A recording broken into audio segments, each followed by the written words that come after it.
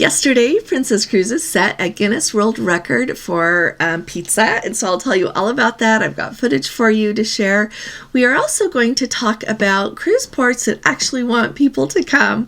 It's really big in the news right now as we're following along some locations that either want to very much slow down all of tourism or they don't want so many cruise ships coming. There's a lot going on with that right now, but I do think it's really important to get the word out that there are a lot of places around the world that do want cruise ships to come, that value that tourism. They not only want cruise ships to come, but they want tourists to come. So we're going to talk today about a couple of places that are going to roll out the red carpet for you. They really want you to come.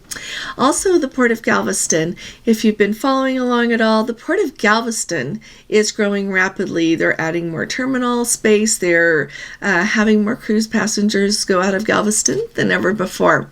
As part of their growth there, they have studied their traffic patterns, and they've got a recommendation about whether it's better to park on site there if you are driving to go on your cruise, or if it is better to park off-site. So I'll tell you all about that. And then finally, I'm going to give it one more pass here and talk to you just for a few minutes at the very end there about the Princess promo they've got going where you can double your loyalty. I'm seeing a lot of comments in a lot of places that make me think people don't understand the value of this if you want to up your loyalty. So if you're trying to decide if you are going to add a package to your cruise, I'm going to tell you some things that will help you make hopefully an educated decision. So let's go ahead and get started.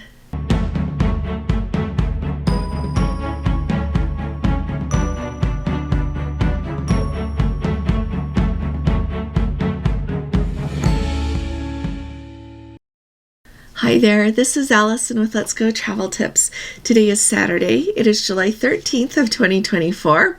And let's start at the very top with that exciting Guinness World Record that Princess set yesterday. So yesterday, July 12th, across the fleet is what the press release says. Princess Cruises set another Guinness World Record. This is actually their second Guinness World Record. Back on February 11th of 2020, they set a world record for the number of couples doing a vow renewal. So on that date, on February 11th of 2025, 1,443 couples participated on board 3 different ships. And so Princess has that Guinness World Record. But they set a new one yesterday for the largest pizza party at multiple venues. And so apparently they served at different ships in their fleet 60,000 pieces of pizza. Setting this Guinness World Record is kind of in association with the exciting release that Princess made about Chef Tony Gimignani coming to Princess Cruises. He has developed two brand new pizzas for Princess Cruise Line to offer at Alfredo's, and they say also up at Slice, up there, the pizza place up by the pool. And so he developed 2 pizzas, it says, with premium ingredients from sopressata sausage and hot honey to agave pesto and fresh goat cheese. And then he also has shared his recipe for 3 of his signature pizzas and actually taught the pizza chefs in person there, either in San Francisco or on board the ship, how to make these pizzas. So they're going to be able to do it like he does it. And so this is really fun. They made all this pizza and they served it. The footage that I've got is from the Emerald Princess. The Guinness Book of World Records person was on the Emerald Princess. I don't know what other ships in the fleet participated. So if you happen to be on one of the Princess ships yesterday and you participated in that, put in the comments and let us know. It sounds like it was really an awfully fun time. As part of that, you should also know that Chef Tony Gimignani already has 4 Guinness World Records. The 4 that he has is including the world's longest pizza. He participated in that. The most people tossing pizza dough at once. The largest pizza base spun in 2 minutes. And finally, the most consecutive pizza rolls across the shoulders in 30 seconds. So clearly, he loves what he does and he makes it fun for everyone else. So as they were serving those 60,000 slices of pizza yesterday, the dough was 6,512 pounds of dough is how much they used to make those pizza. It took them 3,417 pounds of flour to be able to do that. And finally, the pepperoni slices that they used came to 1,393 pounds. for all that pepperoni. So it's kind of fun to think about what that would be like. So let me know. Are you excited? I just keep thinking about that. I'm excited to give it a try. Before we go on to the next story, if you haven't subscribed to our channel yet, will you please go ahead and hit that subscribe button? We are really trying hard to get to 25,000 subscribers. We would like to be there much sooner than later. So if you would like to be part of the magic and the fun around here, please subscribe. No obligation at all. And if you appreciate my updates, will you please give this video a thumbs up? Thank you so very much. Now, let's talk for just a minute. It has been widely covered in the news a lot lately what is happening in a few different locations. What comes to my mind mostly would be Barcelona and Juneau. We've heard of some other places that are just trying, also I think of Malta, wanting to decrease the number of cruise ships that are coming to their ports and also reduce tourism overall. And I think a lot is probably a vocal few who are causing a lot of what's going on.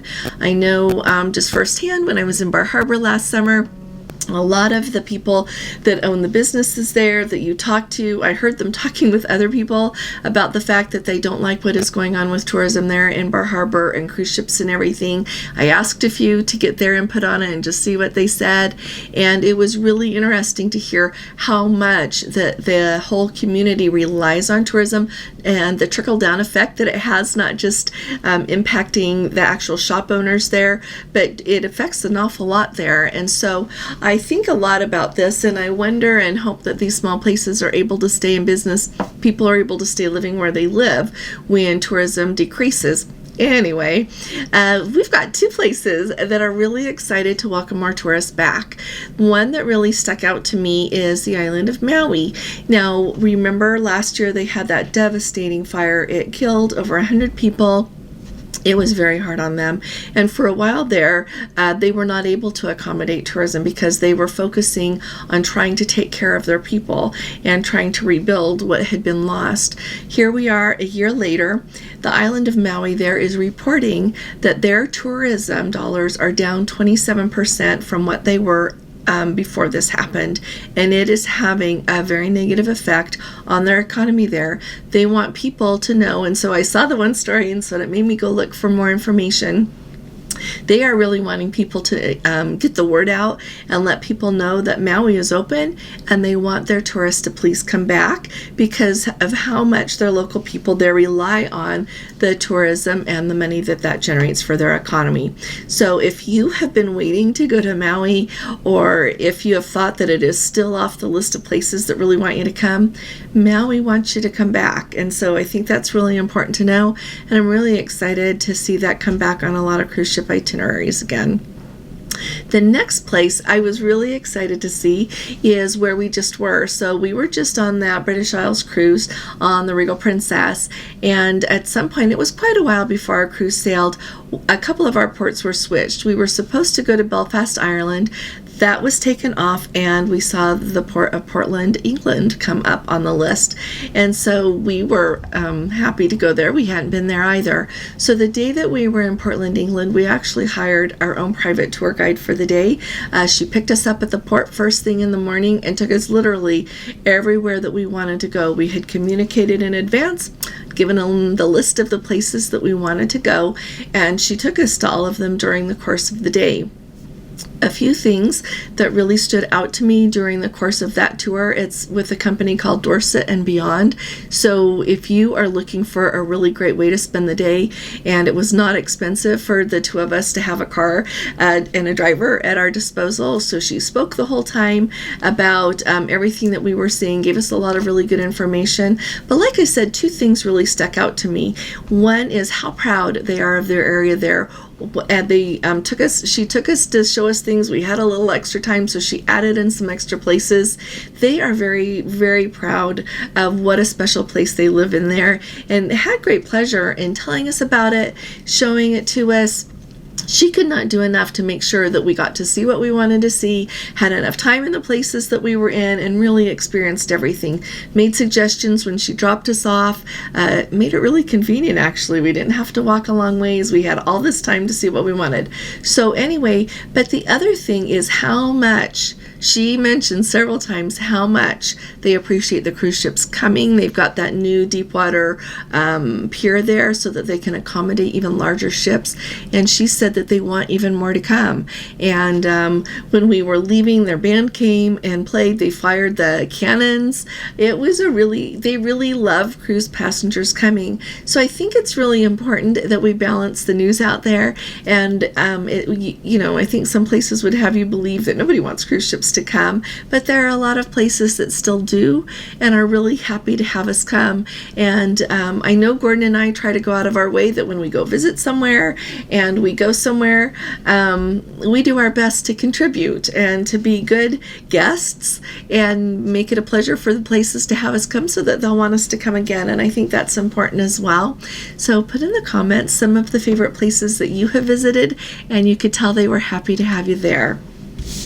Alrighty, on to the next thing. So now the Port of Galveston. The Port of Galveston has been growing, like I said, and they're going to be adding more terminals, and they're thinking an awful lot about the way the traffic works, because you have not only the cruise guests, all of the passengers who come who are affected by how the traffic patterns work, how everything is going, but also all of the people who live in Galveston there, all the Galvestonians, as you would maybe call them. And so they made the study, and they are actually really pleased with the way their traffic patterns are going, the way things are running, and they have made the recommendation that as they move forward, as the other terminal comes online, at this point, everything they are thinking is it is better for you to park on site there. So when you look at where you're going to park, they are recommending that you park really close to the cruise terminal there.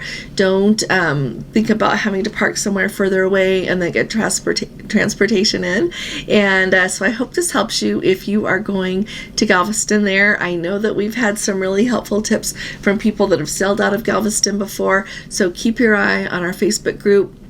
Our Facebook group is a really good place to ask questions.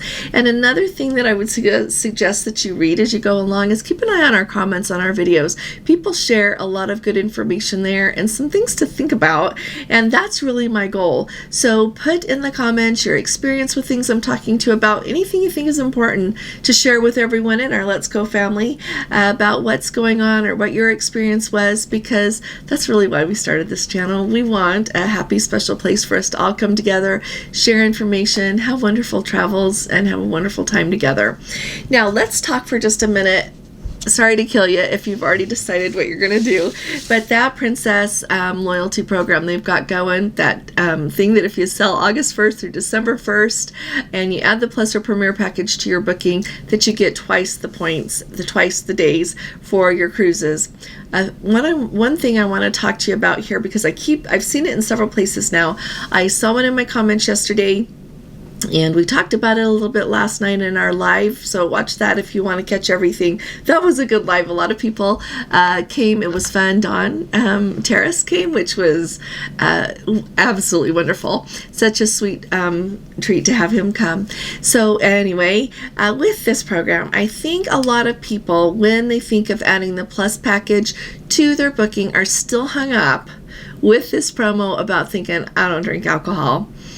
Ever since Princess announced that Plus package to where we are now, so I've been talking about it for, we started talking about this quite a while ago, like a couple of years ago.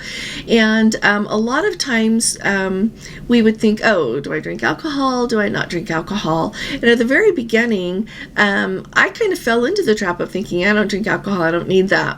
But truly, it depends on what you do drink. And it doesn't have to be any alcohol.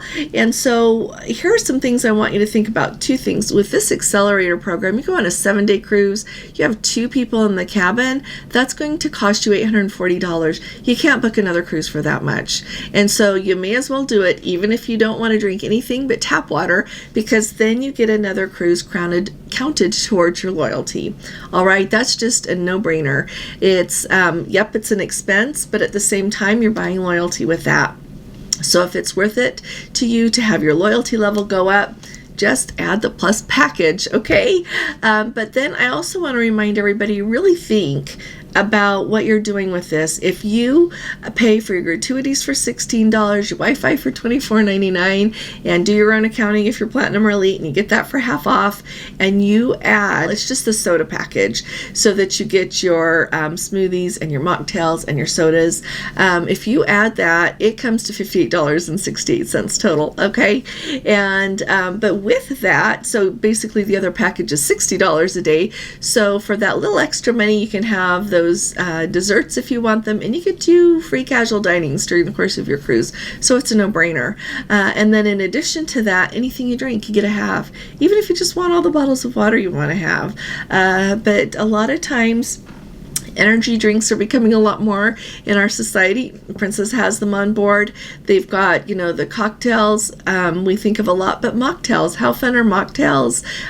They've got a whole lot of different beverages than we've ever thought of before. And so I think it's like a lot of people talk to me about non-alcoholic beer. They have that on board. And so if that's something you enjoy, that's included. So I just don't want us to get just caught in a trap. And we really need to be honestly looking about what we're going to do. But with this promo, and you want more loyalty, you should get the Plus package. It's worth it. So I hope this helps someone. Let me know what questions you've got in the comments. On Monday, we're going to talk about a lot more. We've got a lot more. I thought it would be important to put it on a Monday so that none of you miss it. So I'll see you then, and I'll be talking to you all again really soon. You all take really good care. God bless you. Love you. Bye-bye.